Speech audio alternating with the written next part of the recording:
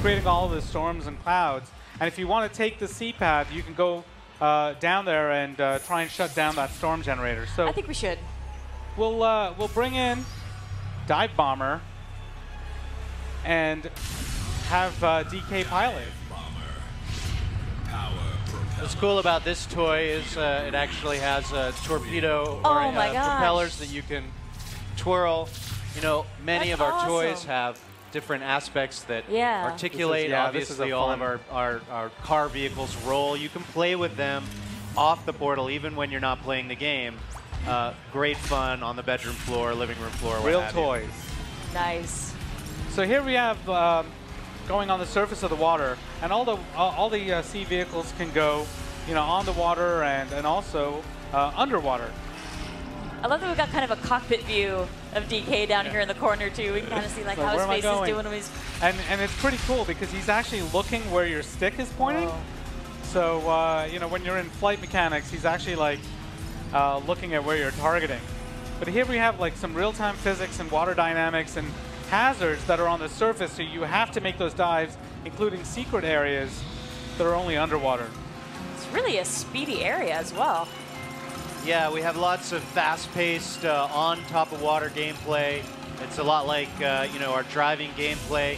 Oh, we found a mod chest. Nice. So this is actually one of the most powerful mods for water vehicle. Mr. Squeaks. Mr. Squeaks. It's our pool floaty. And the pool floaty, of course, in Skylands. If we can switch over to the pool floaty, gives you ultimate speed. Yes. Makes me go faster. Floaty.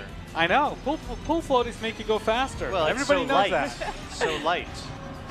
I can just imagine you guys had so much fun coming up with all of these different upgrades for the vehicles. Looks like a blast.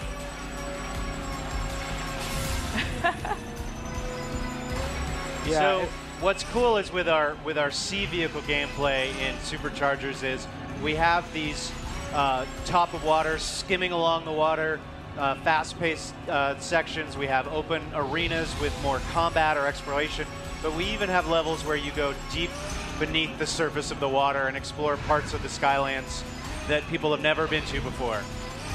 Really, really great. The super underwater, you know, vehicles are really interesting, and it's interesting seeing how there might be power-ups tucked away as well. So it's worth taking the time to explore, maybe pass through an area again, and see what else you can find. Now we're not going to be able to go through this mini boss, but we can also show a little bit of the gameplay, maybe for about 10 or 15 seconds. But you can see how like the gameplay now changes. So the waves are actually, you know, much bigger, and you're going to have to like ride the crest of those waves and avoid the electricity, and also actually submerge to be able to avoid the missiles and, you know, hazards that are in this environment. That's awesome. You've got to, as you play through this this mini boss, there are enemy waves that come out at you, and you've got to like trick the enemies to get hit by the electricity, you know, of the mini boss, and avoid them at the same time. And I can imagine how this encounter goes really depends on which vehicle you've got as well, since the different water vehicles are going to handle differently and have different powers. Exactly. You might have to do a little bit of strategizing here as far as, okay, if I have multiple options, which one am I going to bring into this battle?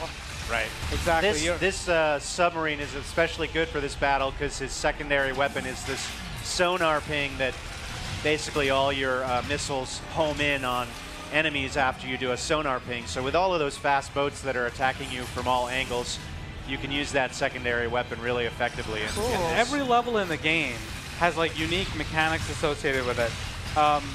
We also showing at E3 this year a level that's the Cloudbee the Dragon, where you're actually riding part of the level is a giant dragon.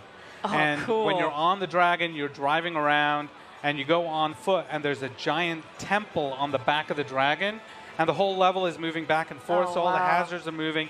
So if you're on foot and you're playing with the Koopas, they're sliding around, and you know, it's really amazing to see that sort of gameplay. It's an incredible amount of you know, variety. So your tactics change based on the combination of characters, and that's part of the fun and discovery that we have, you know, with these characters.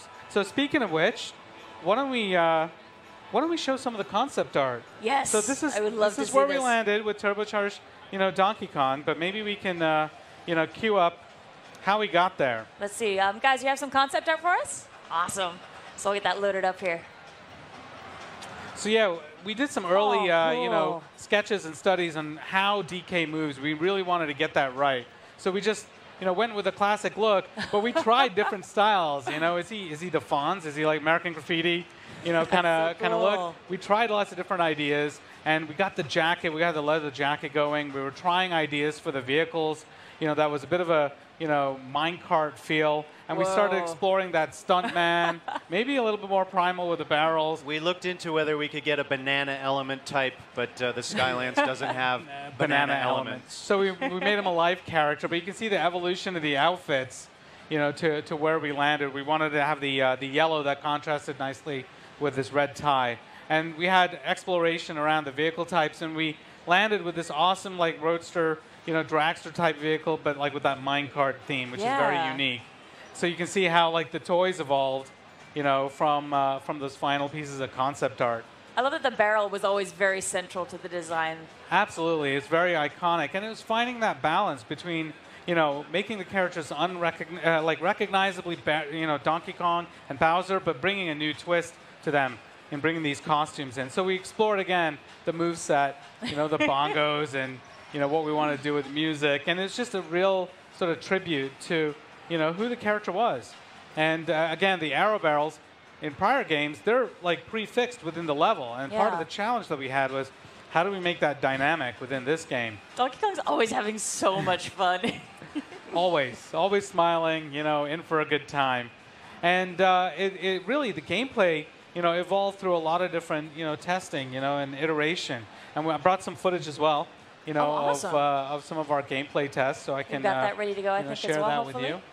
See when our guys can bring that up.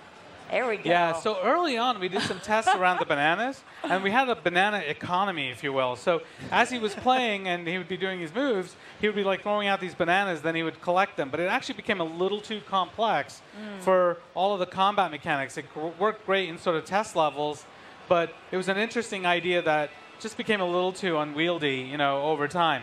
We also tried different things with the arrow barrels, you know, trying different positioning based on the dynamics of it. And we had the square arrow barrel. We thought, you know what? We need to make this really fast in combat. And we tried it with the square, and it worked really well. And we got feedback from Nintendo saying, this is great. It's working really well, but it goes by really quick. And so maybe you do just the triangle. And old school, we tried some stuff where